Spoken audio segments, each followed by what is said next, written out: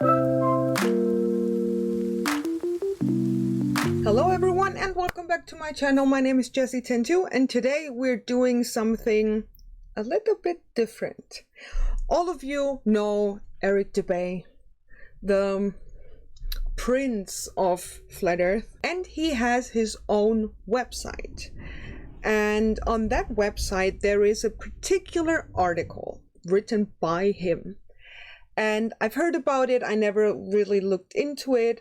But yesterday, when I had a talk with my friend Adam from the channel Limey Play, subscribe by the way, I will link his channel, it's amazing, he's a great guy. And Adam sent me this article from Eric Dubay about the truth about a man from Austria who came to Germany and did the thing that is probably the worst thing in human history. You probably know who I'm talking about.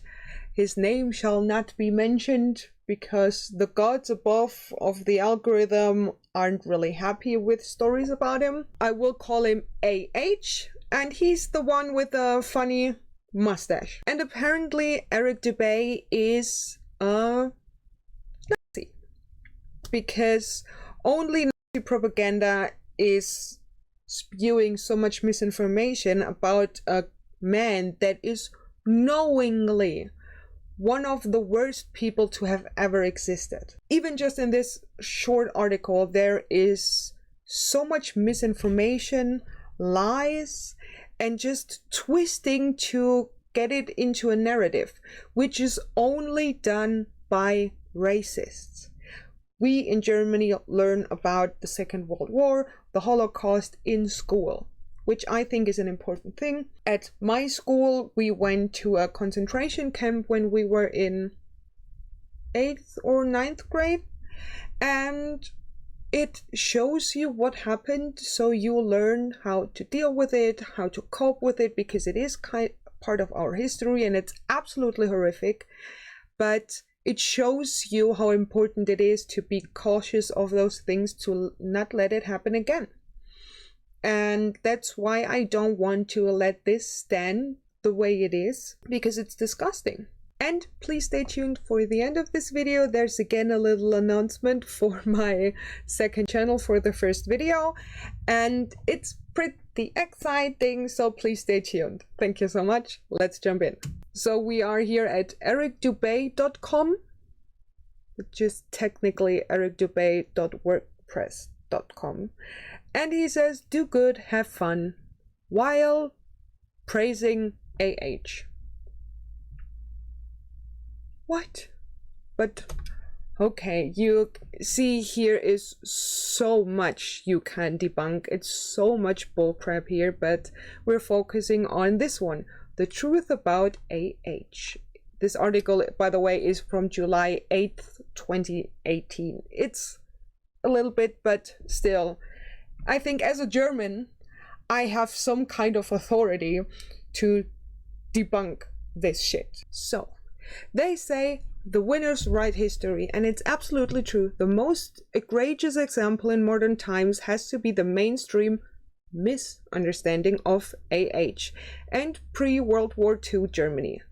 AH was actually a vegetarian, animal lover, an author, an artist, a political activist, economic reformer, and nominated for a Nobel Peace Prize. Maybe, just maybe, as an American, you could just a little bit think about your own history, because our history in Germany, from our perspective, the losers of the World War,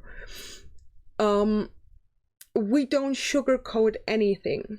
We don't want to. Most of us don't want to. The people that want to sugarcoat everything and want to forget everything are mostly the racists. But us normal people, we want to learn about that. We want to know what was happening so we can prevent something similar in the future. Because it is part of our history and we deal with it. As opposed to Americans, when it comes to the country, the land of America, that doesn't belong to you as Americans. It belongs to the Native Americans. But all of what happened back then and that genocide, that is just, oh no, don't talk about it. So that is my first thought about the fact that he thinks he has some kind of authority to correct the history. Because he didn't correct anything, let's be real. Also, he was vegetarian and an animal lover. So what? That doesn't mean anything? Then an author? Every idiot from the street can write a book. There are books out there, published books, written by flat earthers. That is just proof that every idiot can write a book. Again, doesn't mean anything. Yes, you could call him a political activist, but that doesn't mean anything because his view on politics was to be a dictator, to include fascism, to kill millions and, in his idea, billions of people. So what are you on about though? And of course, an economic reformer. These are the arguments some of the Nazis in Germany use when they say, yeah, but really, if you think about, we have the Autobahn, thanks to him. There were millions, hundreds of millions of people that were killed thanks to that man. And you think that the Autobahn is something that we should give him credit for? Like, oh, at least he did something right. Shut the fuck up. Come on. Yeah, the economy got reformed by him because he enslaved, disowned millions of people. He was at war with Europe as a whole, basically, and therefore he needed people to work. The people had jobs, but only because other people died. So the economy thing is so idiotic. It's really like saying Charles Manson was a loving family father, so you shouldn't be calling him a criminal. Yes, of course. What are you on about? The worst and stupidest claim, yes, he was nominated for a Nobel Peace Prize. But as you can see here, translated to English, and then you see when AH was nominated, the most important facts about the Nobel Prize. AH was arguably the most controversial nominee for a Nobel Peace Prize that ever existed. The Swedish Minister-President, I think, E.G.C. Brandt had nominated him for the award in 1939 because he was supposed to promote the Brotherhood of Nations and worldwide disarmament. Brandt shortly thereafter stated that it was satire and withdrew the nomination. Here is another source. Again, translated to English. AH nominated for the Nobel Peace Prize. In January 1939, AH was nominated for the Nobel Peace Prize by the Swedish member of the Reichstag, E.G.C. Brandt. Brandt, a committed social democrat and anti-fascist, would like to denounce current political developments with his ironic proposal. So here is the appeasement story to almost calm down AH. And here they write, Brandt's ironic suggestion is not understood as such and therefore heavily criticized. He then withdraws the proposal. So, it was a joke. A bad joke, mind you. Yes, a very, very bad joke. But it was a joke. He wanted to denounce the current political just atmosphere at the time, and to make a kind of hyperbolic statement, he suggested AH, a known fascist. He wanted to show how stupid it is that everyone wanted to please AH, and therefore his nomination for a Nobel Peace Prize is based on nothing. What Eric Dubay is doing here is textbook propaganda, and it's frankly disgusting. He enacted the world's first anti-animal cruelty, anti-pollution, and anti-smoking laws. So, unlike the demonic portrait that history has painted of him, AH was beloved by his people and he wanted nothing but peace. That's a fucking lie. Okay? Just get that out of the way. He was not beloved by all of his people.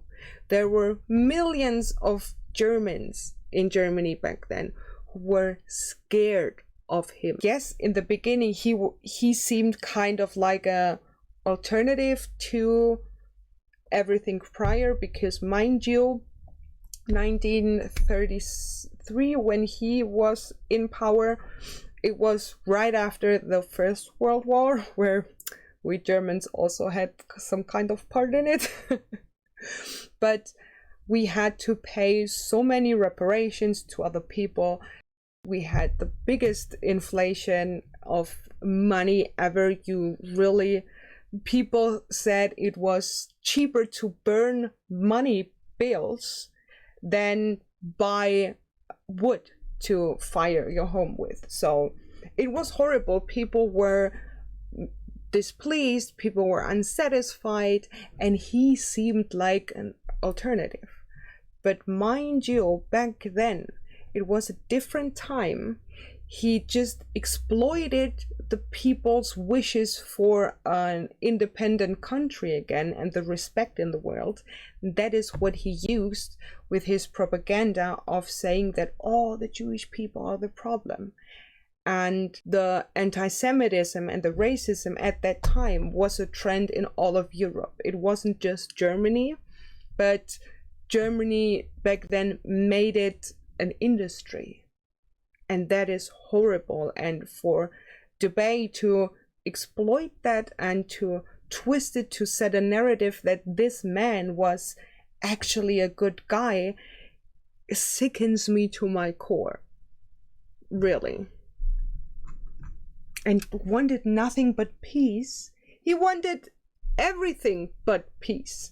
He wanted war with the world. He wanted the power that he can have all the world below him.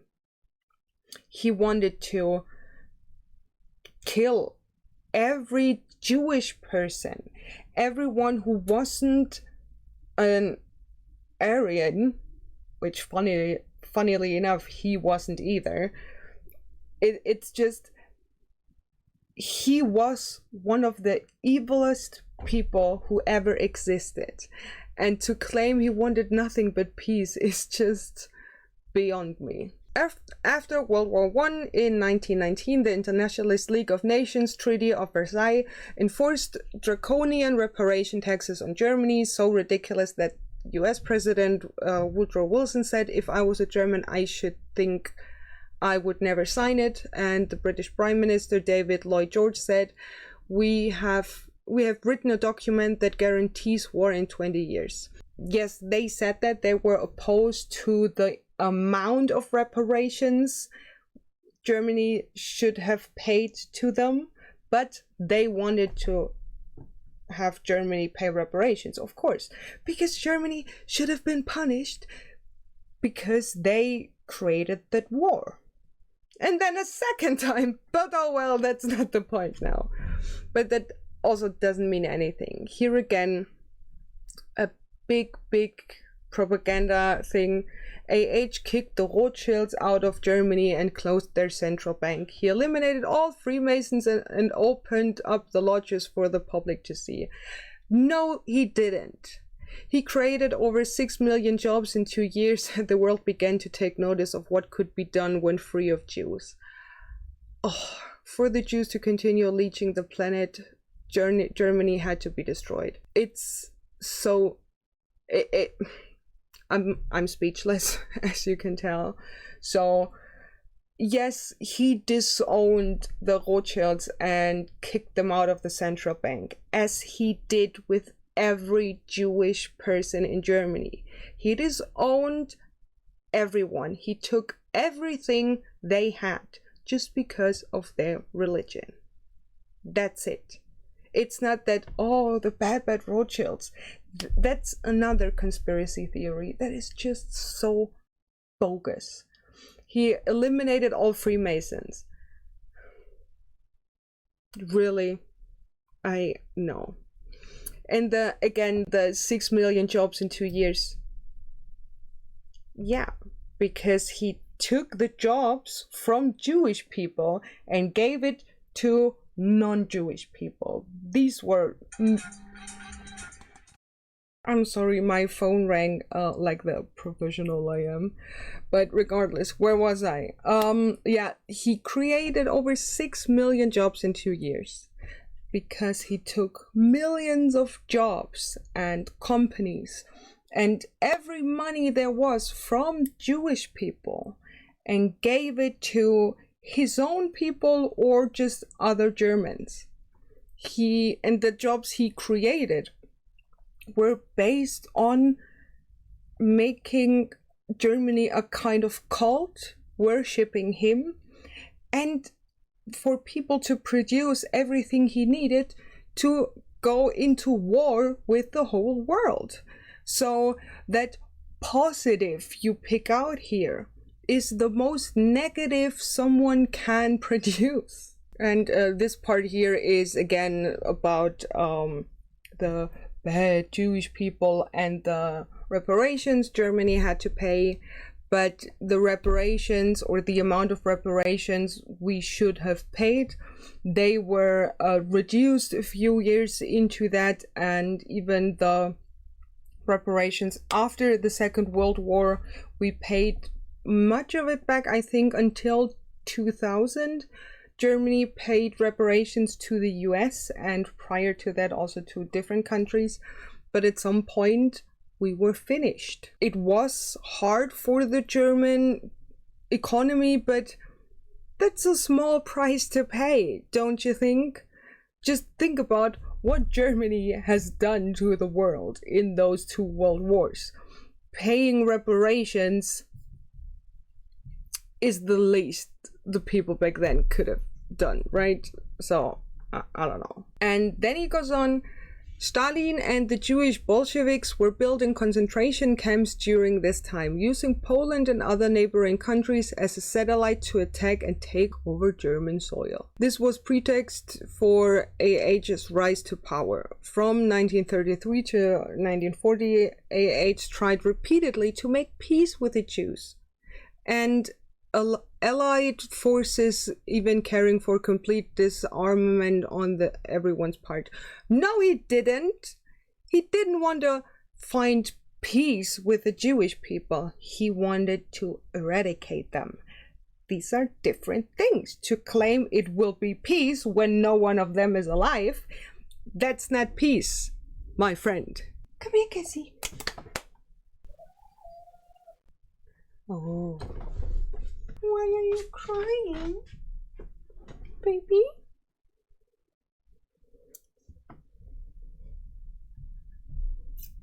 It smells like poop in here. Is that you? Show me your feet. Show me your feet. And then he goes on, he was nominated for the Nobel Peace Prize in 1939, the very year he was attacked on his own soil after repeatedly pleading for peaceful solutions. No, he didn't. He was attacked because people feared for their lives, because he deported people that were of a certain descent, that had a certain heritage or a certain belief in a God that is not Christian, and that's why people died. He took everything from the people and he killed so many, and he wanted war, and he wanted everything besides peace is what he wanted. He wanted to build the 1,000-year-old Reich. The demonic picture painted about AH is not an imagination thing from people back then. It is what he was. And people are just a bit more comfortable with the thought about the Second World War when they act like he was a demon or a monster and not a human, because we don't want to identify with someone who could do this. But Eric goes on to say, in 1936, 99% of German registered voters went out to vote and 98.8% voted for AH. You know why? Because he banned every party except the NSDAP. Yes, NSDAP. That was his Nazi party. And every party else was banned based on nothing, because he was in power and he didn't want any other party. It wasn't democratically done. He got into power kind of through democracy, but everything after that had nothing to do with democracy. It was a dictatorship, a fascist dictatorship, because in these 98.8% were even the ballots counted that hadn't a cross on it, that where no one really voted out of protest. These were counted as votes for AH. So how can you dare saying that all of the Germans loved him? They didn't. My great-grandfather was in the Waffen-SS. He wasn't there voluntarily. He was an engineer.